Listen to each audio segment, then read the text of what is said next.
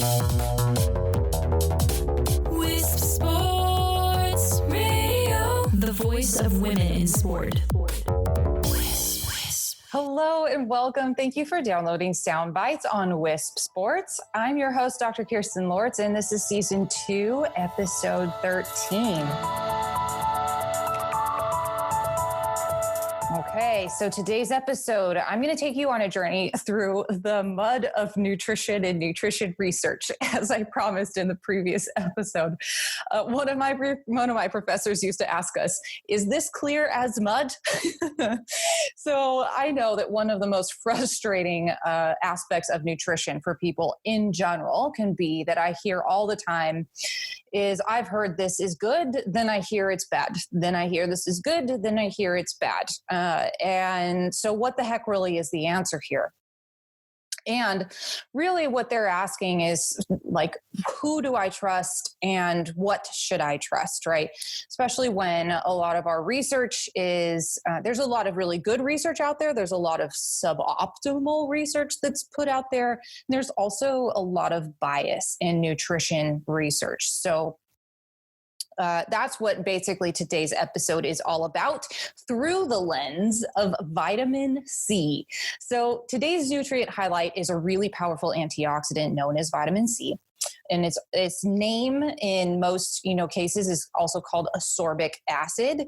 And that's its natural form, actually, when you get it from fruits, vegetables, things like that, especially like citrus fruits. L-ascorbic acid is the synthetic version that we often see in supplements. So just from the start, the first question I get asked about vitamin C is whether the rumors about ascorbic acid in supplements being effective or not.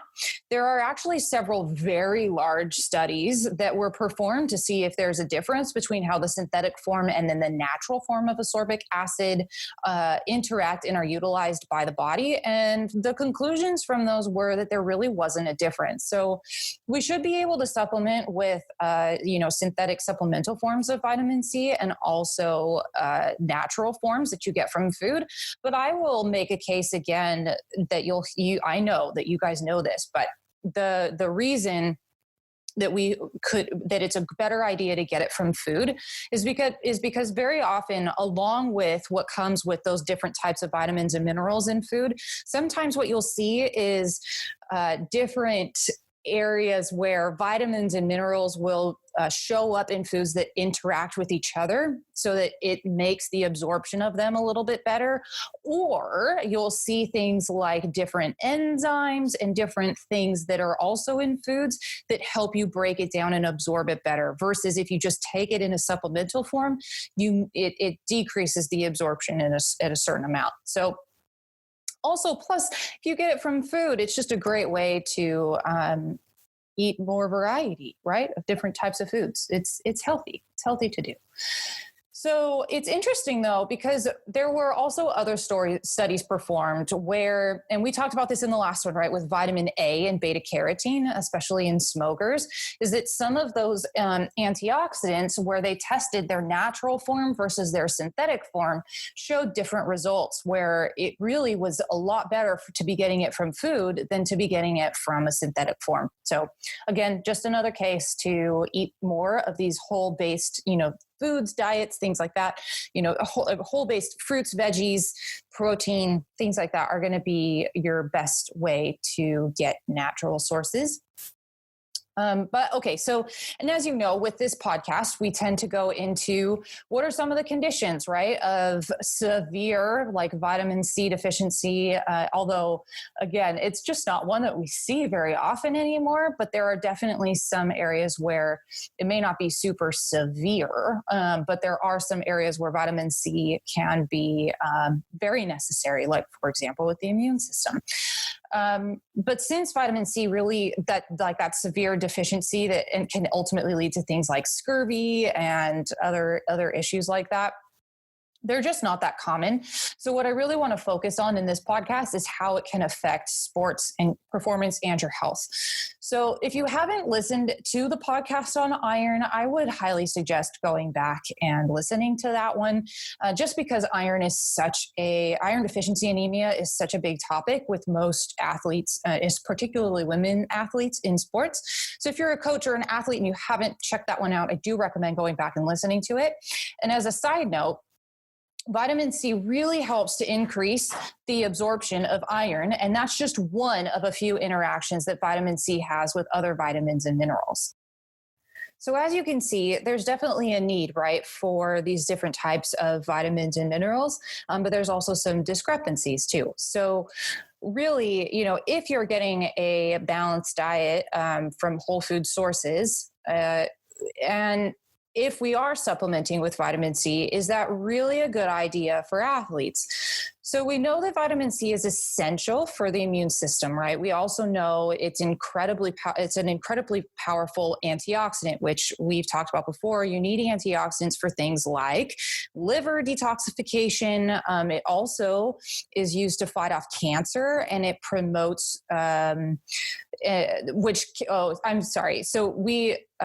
a powerful antioxidant that fights off cancer-promoting reactive oxygen species. So in other words, when we have things like oxidative stress and free radicals we're actually going to talk about this in a little bit. There are some reactive oxygen species that actually are a good thing to have, and they do support different types of situations within the body. But when we have an increase, right, when we have too much oxidative stress, not enough antioxidants coming in through the diet, then we can see things like issues with toxicity. So issues with detoxification. Also, you often will see like skin won't look nearly as healthy. That's another really big one. And as I mentioned already, when we have this increase in reactive oxygen species and free radicals, this oxidative stress, it can promote things like cancer. So antioxidants, they're a really big thing, as you can see, but here's where things get a little bit interesting.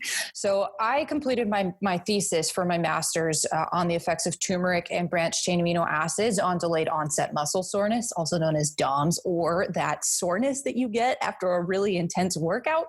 So during my research, I found some very interesting studies on the effects of antioxidants on recovery and performance. And it just sort of led me down this whole train, which is probably why I do what I do today. But one of the major pieces about recovery and about adaptation to exercise is that it's the time when our body basically adapts to stressors we put on it. And how it relates to these antioxidants is there's some things that happen with the body and these free radicals and the production of them, that they may actually promote adaptation to exercise. So in some cases, things like vitamin C that basically inhibit that process from happening can mean that your adaptation to exercise can take a lot longer than what would naturally happen on its own. So let's dive into that. Okay, so adaptive responses to exercise training are pretty crucial, right, for health and for well-being, but they're also where you see those large gains from your training. But that stress that we put on our body can actually create harmful and toxic components. And for example, those adaptations that occur in skeletal muscle in response to that exercise training are pretty dependent on just basically what type of exercise stress is being applied to the body. So for example, with resistance training, your obvious goal is to promote hypertrophy. So because resistance training, we want to build more muscle tissue, right? We see those kind of larger muscles or just building more strength in general. And usually that means from some type of gain in muscle cells, right? But there's also, for endurance athletes, the biggest effect is on muscle oxidative capacity, right? So our ability to do aerobic versus anaerobic exercise is essentially what I'm talking about here. One of the many stressors, though, that are imposed on the body through exercise is this increased exposure to reactive oxygen species. And also, you'll hear ROS more often than you'll hear reactive nitrogen species, which you'll see listed as RNS, but ROS is your most common one. Here's what's crazy though, okay? So these reactive oxygen species are produced within the mitochondria. So, okay, remember back when we were talking about the production of ATP in previous episodes with B vitamins and how necessary those are in order for that whole process to happen? Well, ATP is produced by the mitochondria in your cells, okay? So picture this, right? So when your cells are doing their natural thing, the mitochondria and the cytosol will see an increase in production of reactive oxygen species when we are exercise training. So this is one of the reasons why it's actually very essential for us to have antioxidants from our diet circulating throughout the body. It's essential. You have to have them in order to neutralize these reactive oxygen species. But when there is an excess of these ROS species from this energy producing process that the mitochondria naturally go through, they obviously, so these ROS can be scavenged by antioxidants that protects against deleterious stress on the body.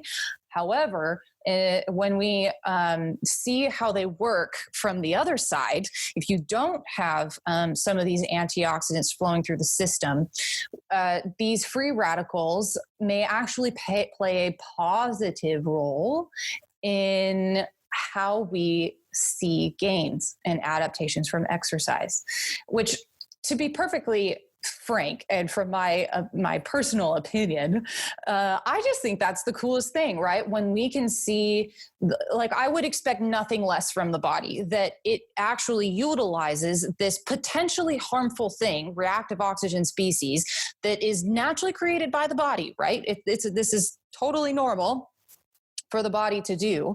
And it actually serves a purpose. So letting the body do what it's naturally supposed to do is oftentimes the best thing, right? And then just supporting it when we can, when we need to, is a fantastic way to just promote a healthy body, and let the body just do its thing. So here, let's keep moving on. So these free radicals may actually end up being this part of this crucial system. They may be actually crucial signaling agents that promote adaptation to exercise. So we're looking at things like making mitochondria in cells, because you'll actually generate more mitochondria inside a cell if you need more ATP.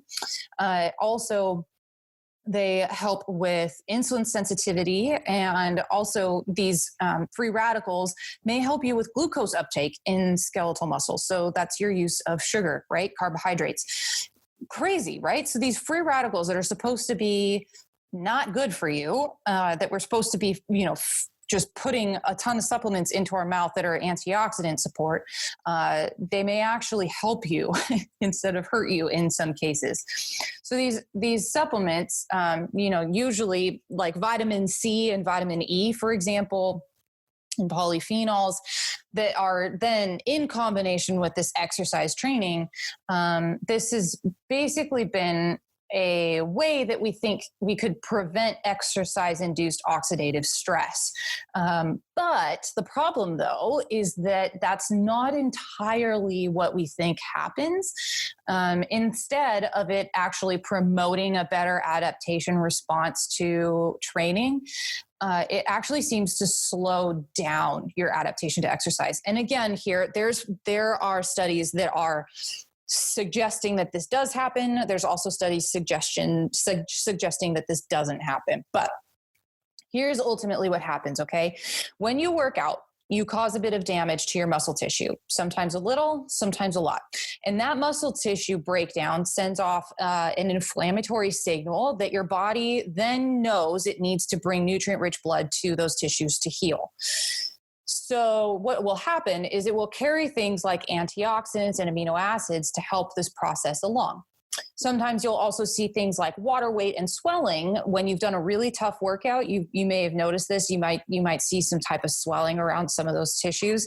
And that's ultimately because it's the inflammatory process trying to bring these amino acids and different types of nutrients to heal those tissues.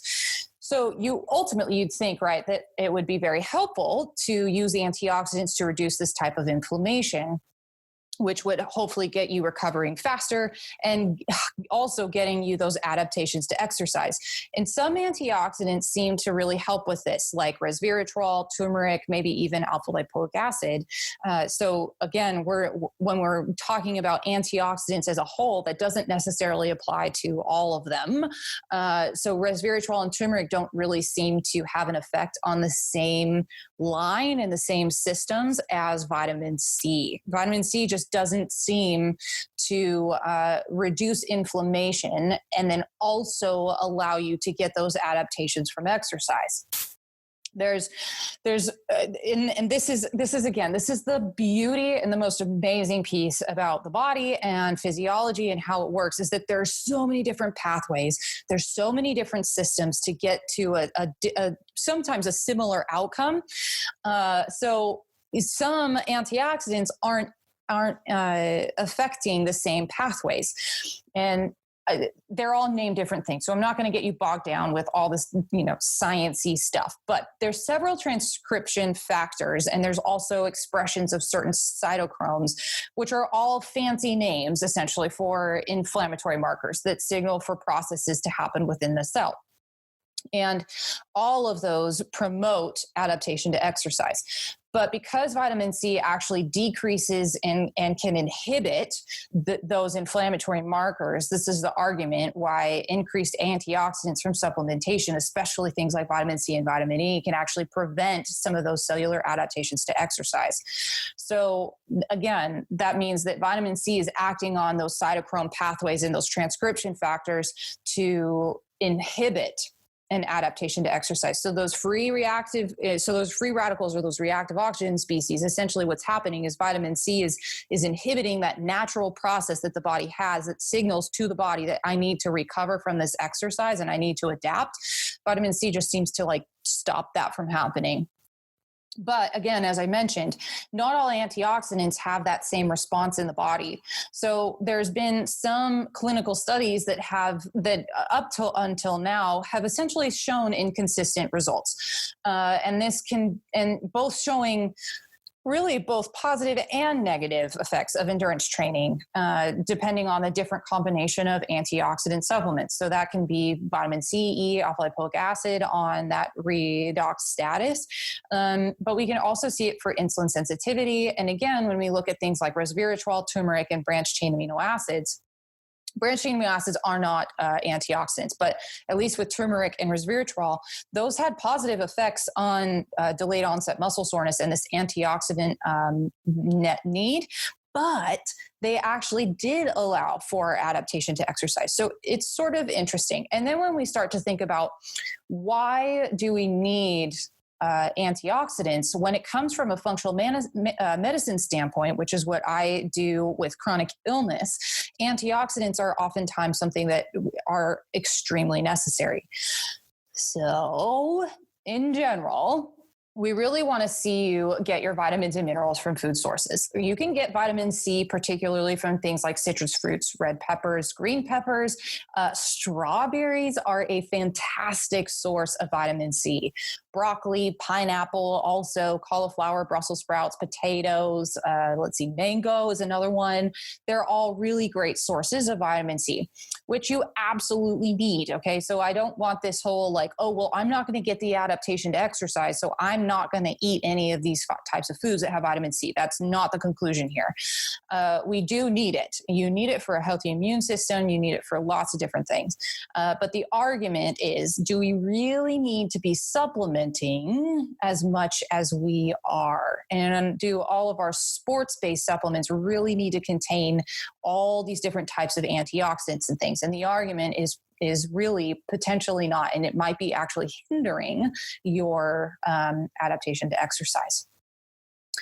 But again, and I really want to state this as we start to wrap up here, is that my goal with each of these episodes is to teach you about your physiology, to know when you need certain things depending on what's going on with your health and during different phases of your performance and your training and then your competition season. So here's a great example, right? So if you're coming down with a cold, or you are going on a flight where you in the dead middle of winter and you know that people are just frequently sick, or if you got exposed to somebody that had a cold or something like that, and you know you need an immune system boost, that is a great time to up your vitamin C, either through supplemental form or through just food in general. But on a daily basis, though, it may not really make sense to be consuming tons of vitamin C because of the effects that it can have on your muscles and adaptation to exercise. And then, of course, there's also the question, which I don't really think has been addressed yet in research, but there's the question of, well, how close to working out does vitamin C really affect that adaptation, right? So if we're eating these different types of vitamin C, fruits and vegetables, or if we're taking supplements away from exercise or during exercise, remembering that, of course, the adaptation to exercise happens after, right? After you work out, it's the rest of the day. Your body is trying to recover and then not have, it's trying to prepare itself, right, for that same potential stressor tomorrow.